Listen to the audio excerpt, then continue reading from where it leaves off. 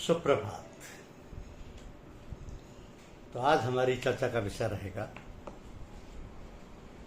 जिक्र खफी, यानी दिल का जाप। ईश्वर की प्राप्ति के लिए बहुत रास्ते हैं। उदाहरण के तौर पर कोई कल्ब या हृदय से शुरू करता है, कोई आत्मा को जोड़ देता है, कोई त्रिकुटी से बताता है, कोई जुबान से, वगैरह वगैरह। लेकिन इनमें से हृदय या कल्ब के जाप से कई फायदे कहे गए और ये तरीका सरल भी है। आजकल के लोगों के लिए जिनकी आयु कम होती है, परिश्रम अधिक नहीं कर सकते क्योंकि हिम्मत कम है और दुनिया के सब कारोबार भी करना बहुत आवश्यक है। तो ऐसी हालत में हृदय जाप बहुत लाभदायक सिद्ध हुआ है। यह मनुष्य के शरीर में बीच का चक्र कहा गया है और यह आत्मा व प्रकृति की मिलोनी से बना है, इसलिए चंचलता इसकी स्वाभाविक आदत है।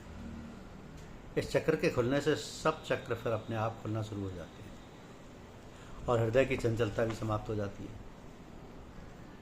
इससे बड़ा लाभ यह है कि जब मनुष्य मौत के बिस्तर पर पड़ा होता है और जुबान बंद हो जाती है और सख्त परेशानी का समय होता है, क्योंकि बीमारी का कष्ट, दुनिया के छूटने का दुख, मुख्य रिश्तेदारों और दोस्तों के छूटने की तकलीफ और बेबसी व तन्हाई का जिक्र, ऐसी हालत में कोई चीज़ याद नहीं आती।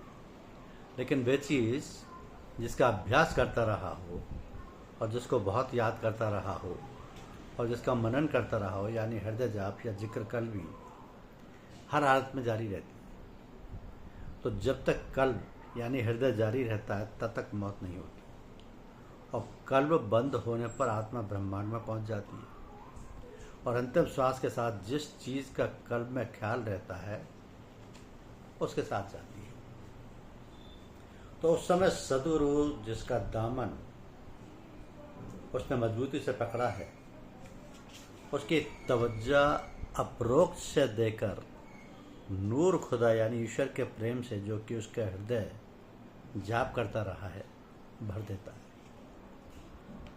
और उस समय फना या लय की ऐसी हालत होती है कि दुनिया की हर चीज़ और तकलीफ को भूलकर अपने अंतिम श्वास ईश्वर के प्रेम में निकालता है और उसकी आत्मा उस परमात्मा जो कि प्रेम का भंडार के पास पहुंचकर सदा के आनंद में लय हो जाती है। अब खास तरीका जिक्र कल्बी या हृदय जाप का, जिसको परम संत महात्मा जनाब रामचंद्र जी साहब रहमत उल्लाह ताले अलैह और श्री लाला जी साहब और परम संत महात्मा श्री रघुवर दयाल जी साहब और श्री चच्चा जी महाराज ने बताया और फरमाया कि अगर इस क्रम के अनुसार चलते रहोगे तो सत्य पद को प्राप्त होगा और अपने कमाल व मकसद पर पहुंचोगे। यह सब शक्तिमान परमात्मा व सद्गुरु के हाथ है। तो तरीका यह है कि पूरे तौर पर नहा धोकर साफ कपड़े पहनकर, यानी शुद्ध हालत में आँख बंद करके और जबान तालू में लगाकर दिल जो कि बाएं तरफ है की तरफ ख्याल करें कि शब्द ओम ओम या अल्लाह अल्लाह या राम राम कहता है और उसको सुनने की कोशिश करें और अपनी सारी हिम्मत यानी सारी संकल्प शक्ति उसी तरफ लगाए रखें। यानी ख्याली कान वहाँ सुन रहा हो, दिल की जबान वहाँ उच्चारण कर रही हो, ख्याली आँख वहाँ देख रही हो और सब इंद्रियाँ उसी सेंटर यानी मरकज़ पर जमा हो। तो ऐसा करने से ईश्वर की दया व कृपा से कुछ न कुछ हरकत वहाँ मालूम होने लगेगी और जब यह मालूम होने लगे तो ज़्यादा हिम्मत बांधें ताकि ये हरकत ज़्यादा मालूम होने लगे और फिर अभ्यास से साफ मालूम हो कि हमारा दिल खुद ओम ओम या अल्लाह अल्लाह या राम राम का जाप कर रहा है। और जब यह हालत हो जाए तब उसी तरफ ध्यान रखने की कोशिश करें। मगर दिल का जाप जारी होने में यानी दिल जाकिर होने में हर शख्स का जुदा जुदा हाल होता है। बाजों को देर में और बाजों को जल्द हो जाता है, यानी जरा सी तवज्जो ख्याल करने में जारी हो जाता है और बाजों को बहुत कोशिश के बाद, बाजों मत कुछ लोगों को। तो मतलब यह है कि ईश्वर की दया व कृपा से किसी को नाउम्मीद नहीं होना चाहिए। कभी सांस जारी रहने से हरकत या जाप मालूम नहीं होता। इसके जारी करने की कुछ तरकीबें भी हैं कि सांस को नाभि के नीचे रोक दें ताकि दिल की हालत ऐसी हो जाए जैसे पानी को किसी बर्तन में रखें और हिले नहीं दें, या पानी को हवा नहीं लगने दें, जिससे कि पानी में हरकत ना पैदा हो, यानी लहर पैदा ना हो, तो शब्द साफ सुनाई देने लगेगा। मगर ये एहतियात रहे कि सांस को इतना ना रोकें कि जिससे कोई नुकसान पहुंचे या बीमारी पैदा हो जाए। अपनी ताकत या शक्ति के मुताबिक सांस को रोकना चाहिए, और इतना ना करें कि सांस को छोड़ने पर हाँफने लगें या जल्दी और ज़ोर ज़ोर से सांस लेना पड़े और थकावट पैदा हो जाए। तो सांस को जब छोड़ें तो नाक से छोड़ें और धीरे धीरे छोड़ें, और शब्द पर ख्याल उस वक्त भी रखें जब शब्द जारी हो जाए और दिल जाप करता मालूम होने लगे, तो ऐसा काम ना करें और ऐसा ख्याल ना रखें जो इस रास्ते में नुकसान पहुंचाने वाले हैं, वरना इस शब्द के बंद हो जाने का डर है और फिर दोबारा शब्द के जारी होने में ज़्यादा कठिनाई और वक्त लगेगा और ज़्यादा कोशिश और मेहनत करनी पड़ेगी। तो नुकसान पहुंचाने वाली दो चीज़ें हैं।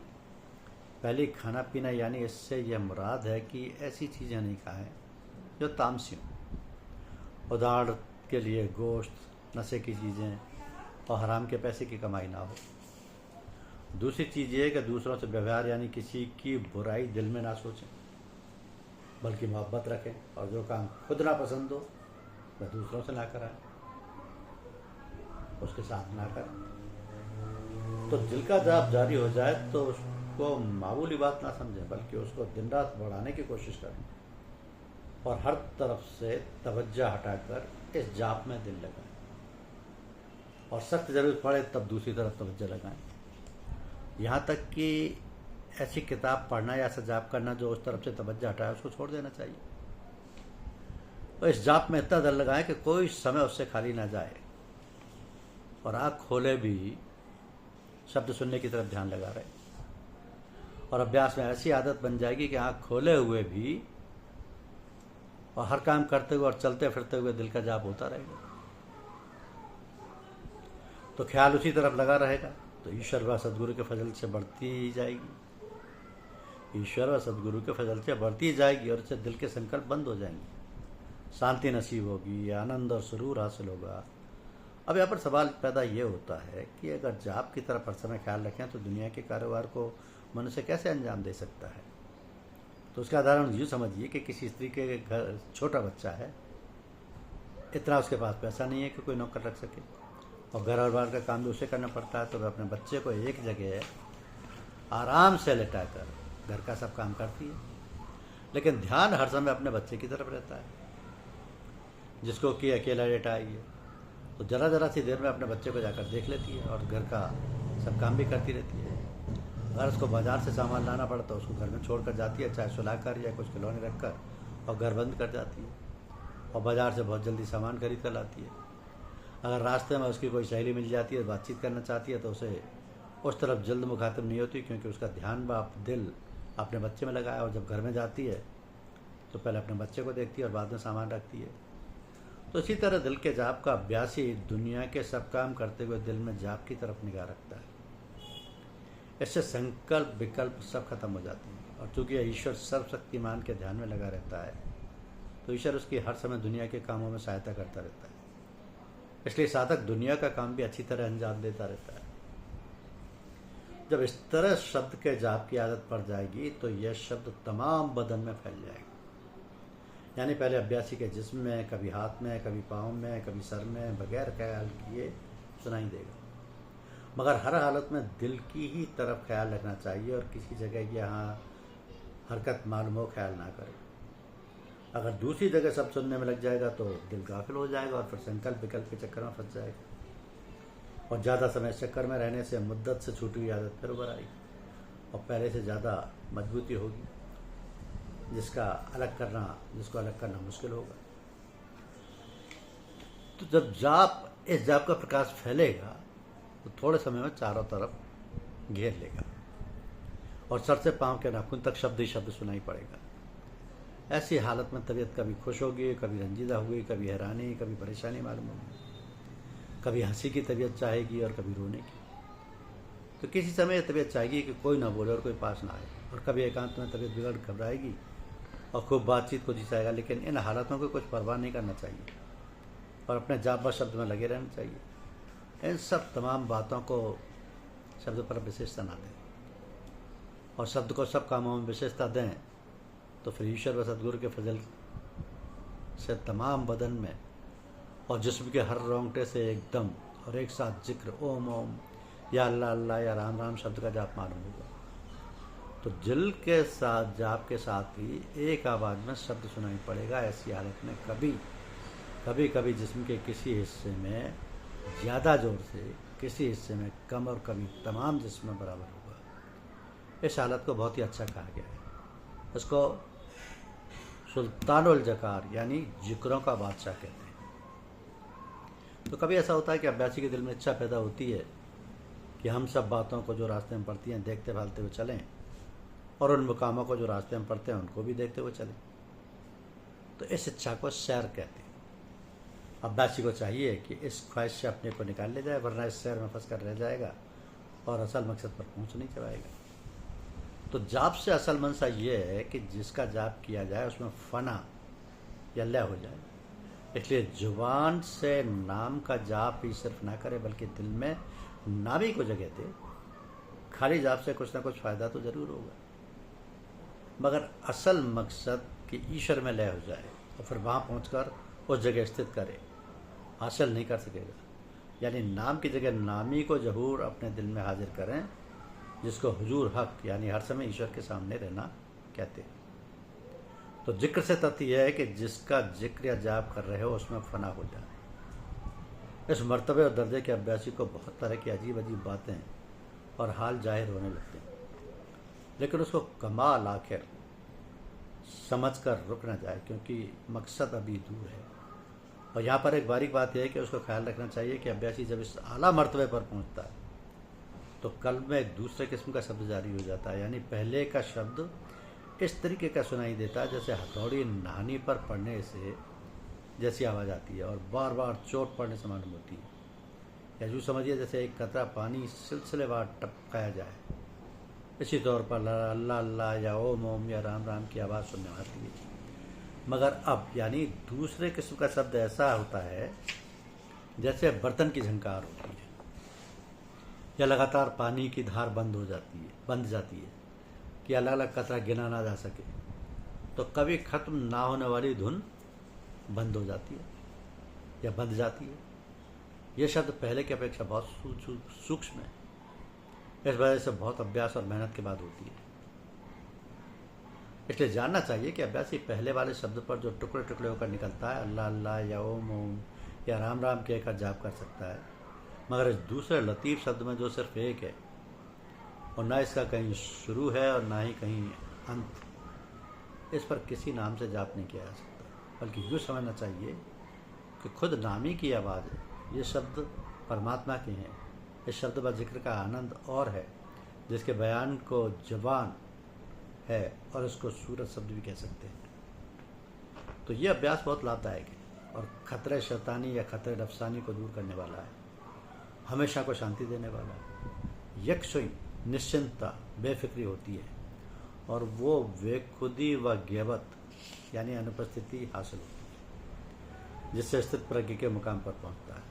मगर एक ख्याल रहे कि यह सालोक्यता की हालत है। सालोक्यता अभी सामीप्यता, सारूपता और साजुता की हालत को सुनेंगे। सालोक्य तो प्रथम अवस्था है, फिर सामीप्य, फिर सारूप्य, फिर सायुज्यता की हालत को सुनेंगे। तो इस अभ्यास से ईश्वर की तरफ तवज्जो सदा होती है और अगर ईश्वर की तरफ लगाव हासिल हो तो बगैर नाम दिए हुए दिल की तरफ शब्द सुनने में लग जाए, और बगैर नाम दिए हुए ईश्वर की तरफ लगाव मुश्किल हो तो ख्याल करें कि परमात्मा का नाम ओम, अल्लाह या राम का शब्द जारी है। मगर एक ख्याल लाजमी है कि यह परमात्मा का ही शब्द है। अगर नाम ही के बगैर सिर्फ नाम ही का जाप होगा तो सख्त नुकसान पहुँचेगा। इसमें यही बारीकी है कि सिवाय दिल के और किसी हिस्से पर झुकाव ना हो। अगर जिस्म के किसी और हिस्से पर झुकाव होगा तो गिरावट हो जाएगी। तो जब मेहनत और अभ्यास करते करते यह हालत हो जाए कि हर वक्त हर क्षण इसी ख्याल में है, तो उस वक्त दिल या कल्ब का वास्ता छोड़ दें ताकि और तरक्की हासिल हो। और यह हालत हो जाए कि काम करते हुए, चलते फिरते बाजार में, घर में, दिल में घर में दिल हाजिर है और कोई सांस याद से खाली ना जाए तो उसको दिल व यार दस्त बकार कहते हैं। यानी दिल यार के पास हो और दुनिया का काम करता रहे। दिल व यार दस्त बकार। अगर किसी वजह से किसी वक्त बिला वास्ता दिल की तवज्जो कायम ना रह सके तो फिर दिल की तरफ झुकाव हो जाए और उसी शब्द का वसीला पकड़े। अगर इससे भी अपनी असली हालत पर ना आए तो चंद बार जरा देर सांस को रोके और ख्याल करे कि कुछ नहीं है सिवाय ईश्वर के, और फिर सांस निकाले। तो आहिस्ता आहिस्ता अगर इससे भी दुरुस्त ना हो तो ठंडे पानी से नहाए और फिर तवज्जो करे, यानी दिल की तरफ ख्याल करें। इस तरह अभ्यासी पर बहुत तरह के प्रकाश जाहिर होंगे और बहुत तरह की सैर होगी। मगर जिज्ञासु को लाजिम है कि उनकी तरफ आकर्षित बिल्कुल ना हो कि उन्हीं में उलझ कर रह जाए, और जिसको इस रास्ते में कुछ दिखलाई ना दे और कोई प्रकाश जाहिर ना हो तो उसका रास्ता खतरे से सुरक्षित, पर उद्देश्य तक पहुंचने की बहुत जल्दी उम्मीद है। तो इन सब से ये गरज है कि इस नाचीज हस्ती को या खुद ही को मिटाना है जिसने अभ्यासी की आंखों पर पर्दा डाल रखा है। जब अभ्यासी से और गुरुदेव की कृपा से या साधक से और गुरुदेव की कृपा से ऐसे हाल पर पहुंचेगा साधक और ऐसे बेखुदी और बेहोशी आ जाएगी कि अपने आप को भूल जाए, तो गैर का तो कहना क्या, अपने ज्ञान के ज्ञान का भी पता ना रहे। उस वक्त फना या लय अवस्था हासिल होगी, और जब इल्म का भी इल्म ना रहेगा तो फनाए फना होगी, जिसको सालोक्यता कहते हैं। और जितनी हुई बेखुदी और ज्ञावत होती जाएगी उतनी ही समीपता होती जाएगी। पर जब सालिक या साधक ये जाने कि मैं उसकी तरफ आकर्षित हूँ लेकिन यह नहीं मालूम कि किसकी तरफ आकर्षित हूँ, यानी सालिक जानता है मगर ये नहीं जानता कि क्या जानता है, तो ये फना या लय का दर्जा है। और अगर जानता है मगर ये नहीं जानता कि क्या जानता और जानने को भी नहीं जानता है, तो ये फनाए फना का दर्जा है। तो दोनों दर्जा कसवी, यानी वह विद्या जो कमाने और परिश्रम करने से प्राप्त हो नहीं है, यानी अपने आप कोशिश और मेहनत से नहीं होते, बल्कि उसका फैजान फैज हक ताला ईश्वर की दया कृपा से होता है। इसलिए हर शख्स इसका दावा नहीं कर सकता। तो ये रास्ता बगैर सदगुरु के तय नहीं हो सकता और ना अपने मंजिल मकसूद तक पहुंच सकता है। ये जरूरी है कि अगर सदगुरु नहीं मिला है तो शुरू का अभ्यास जैसा बताया गया है कर सकते हैं, लेकिन सदगुरु की तलाश की लगन बराबर लगी रहनी चाहिए। ईश्वर से रोजाना प्रार्थना करते रहें तो ईश्वर जरूर एक न एक दिन मदद करेगा। सदगुरु मिलना सहज नहीं है, और सहज भी है बशर्ते कि लगन हो। तो ईश्वर से प्रार्थना करते रहें, आंखें खोलकर देखते चलें, जल्दबाजी ना करें और किसी के कहने से किसी को गुरु मान लें जब तक कि अपना अंतःकरण ना कबूल करें। अभ्यासी को जल्दबाजी ना करें और ना किसी के कहने से किसी को गुरु मान लें जब तक कि अंतःकरण कबूल ना करें। तो साधक को कुछ दिनों या महीनों तक अपनी उनकी सोबत करनी चाहिए और ये देखें कि उनके सत्संग से ईश्वर के रास्ते में क्या सहूलियत हो रही है और दुनिया से कितना आकर्षण कम हो रहा है, यानी दुनिया का सब काम करते हुए कितना रुझान ईश्वर की तरफ होता जा रहा है। जिक्र जाप या शब्द में क्या अंतर मालूम होता है, क्योंकि सदगुरु जाहिर आम लोगों की तरह रहते हैं। जब सदगुरु मिल जाए तो उन पर दिल से यकीन लाएं और उनका दामन जीवन भर ना छोड़ें, तो ईश्वर चाहेगा कि आपका आखिरी वक्त सही निकल जाएगा। इसी को कहते हैं जिक्र खफी या दिल का जाप या हृदय का जाप। धन्यवाद, शुक्रिया।